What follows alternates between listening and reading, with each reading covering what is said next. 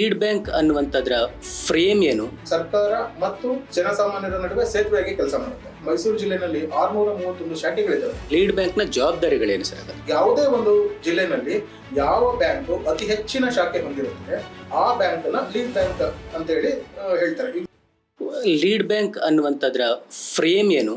ಅದು ಎಲ್ಲಿಂದ ಶುರುವಾಯಿತು, ಯಾಕೆ ಶುರುವಾಯಿತು, ಅದರ ಬಗ್ಗೆ ಸಂಬಂಧಪಟ್ಟವಾಗಿ ಸಮಗ್ರವಾಗಿ ಹೇಳಿ ಸರ್. ಇದು ಏನಂದ್ರೆ, ಇದು ಲೀಡ್ ಬ್ಯಾಂಕ್ ಅನ್ನೋದು ಒಂದು ಕಾನ್ಸೆಪ್ಟ್ ಬಂದಿದ್ದು ಇದು 1969ರಲ್ಲಿ ಈ ನಾರಿಮನ್ ಅನ್ನೋರು ಒಂದು ಸಮಿತಿ ಮಾಡ್ತಾರೆ ಕೇಂದ್ರ ಸರ್ಕಾರ. ಏನಂದ್ರೆ ಮುಂಚೆ ಎಲ್ಲ ಏನಾಗ್ತಾ ಇತ್ತು ಅಂದ್ರೆ, ಬ್ಯಾಂಕಿಂಗ್ ವ್ಯವಸ್ಥೆ ತನ್ನದೇ ಆದ ಒಂದು ಆಯಾ ಬ್ಯಾಂಕ್ ವತಿಯಿಂದ ಏನು ನಡೀತಾ ಇತ್ತು, ಡೆಪಾಸಿಟ್ಸ್, ಅಡ್ವಾನ್ಸಸ್, ಈ ರೀತಿ ಅಂದ್ರೆ ಸಾಮಾನ್ಯ ಬ್ಯಾಂಕಿಂಗ್ ವ್ಯವಸ್ಥೆ ಇತ್ತು. ಸೊ ಇದನ್ನ ಇಲ್ಲ ಒಂದು ಪ್ರತಿಯೊಂದು ಜಿಲ್ಲೆನಲ್ಲೂ ಒಂದು ಲೀಡ್ ಬ್ಯಾಂಕ್ ಅಂತ ಮಾಡಬೇಕು.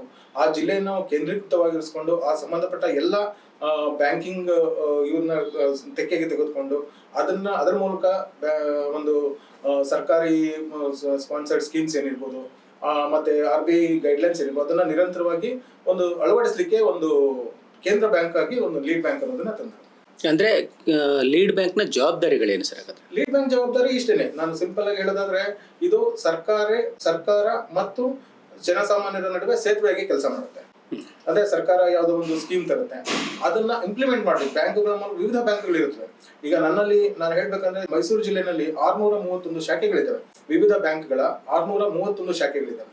ಈ ಶಾಖೆಗಳ ಮುಖಾಂತರ ನಮ್ಮ ಏನು ಸರ್ಕಾರಿ ಪ್ರಾಯೋಜಿತ ಕಾರ್ಯಕ್ರಮಗಳಿರುತ್ತವೆ ಅದನ್ನ ಇಂಪ್ಲಿಮೆಂಟ್ ಮಾಡ್ಲಿಕ್ಕೆ ಒಂದು ಪರ್ಟಿಕ್ಯುಲರ್ ಬ್ಯಾಂಕ್ ಬೇಕು, ಮತ್ತೆ ಆ ಬ್ಯಾಂಕಿಗೆ ಒಬ್ಬ ಮುಖ್ಯಸ್ಥ. ಸೊ ಹಾಗಾಗಿ ನಾನು ಲೀಡ್ ಬ್ಯಾಂಕ್ ವ್ಯವಸ್ಥಾಪಕ. ಯಾವುದೇ ಒಂದು ಜಿಲ್ಲೆನಲ್ಲಿ ಯಾವ ಬ್ಯಾಂಕು ಅತಿ ಹೆಚ್ಚಿನ ಶಾಖೆ ಹೊಂದಿರುತ್ತದೆ ಆ ಬ್ಯಾಂಕ್ ನ ಲೀಡ್ ಬ್ಯಾಂಕ್ ಅಂತ ಹೇಳಿ ಹೇಳ್ತಾರೆ. ಉದಾಹರಣೆಗೆ ಮೈಸೂರಿನಲ್ಲಿ ಸ್ಟೇಟ್ ಬ್ಯಾಂಕ್ ಆಫ್ ಇಂಡಿಯಾ, ಮಂಡ್ಯದಲ್ಲಿ ಯೂನಿಯನ್ ಬ್ಯಾಂಕ್ ಆಫ್ ಇಂಡಿಯಾ, ಹೀಗೆ ಜಿಲ್ಲೆನಲ್ಲಿ ಒಂದೊಂದು ಬ್ಯಾಂಕ್ ಲೀಡ್ ಬ್ಯಾಂಕ್ ಪಾತ್ರ ವಹಿಸುತ್ತೆ. ಅದು ಹೇಗೆ ಡಿಸೈಡ್ ಆಗುತ್ತೆ ಸರ್ ಲೀಡ್ ಬ್ಯಾಂಕ್ ಅನ್ನೋದು? ನಾನು ಹೇಳಿದ್ನಲ್ಲ, ಅತಿ ಹೆಚ್ಚಿನ ಶಾಖೆ ಯಾವ್ದು ಹೊಂದಿರುತ್ತೆ ಆ ಬ್ಯಾಂಕಿಗೆ ಲೀಡ್ ಬ್ಯಾಂಕ್ ಅನ್ನೋದನ್ನ RBI ನಿರ್ಧರಿಸುತ್ತೆ. ಅಂದ್ರೆ ಗವರ್ಮೆಂಟ್ ಬ್ಯಾಂಕು, ಪ್ರೈವೇಟ್ ಬ್ಯಾಂಕ್ಸ್ ಎರಡರಲ್ಲಿ ಯಾವ್ದು ಬೇಕಾದ್ರೂ ಲೀಡ್ ಬ್ಯಾಂಕ್ ಆಗ್ಬೋದಾ, ಅಥವಾ government bank? Government banks, commercial banks, public sector bank, ಇದು ಇಲ್ಲಿ ಯಾವುದೇ ಇದು ಏನು ಪ್ರೈವೇಟ್ ಬ್ಯಾಂಕ್ಸ್ ಬರೋದಿಲ್ಲ. ನಮ್ಮ ಕರ್ನಾಟಕದಲ್ಲಿ ಪ್ರಮುಖವಾಗಿ bank of Baroda, Canara bank, state bank of India ಮತ್ತು union bank of India 4 lead bank ಪಾತ್ರ ವಹಿಸ್ತವೆ.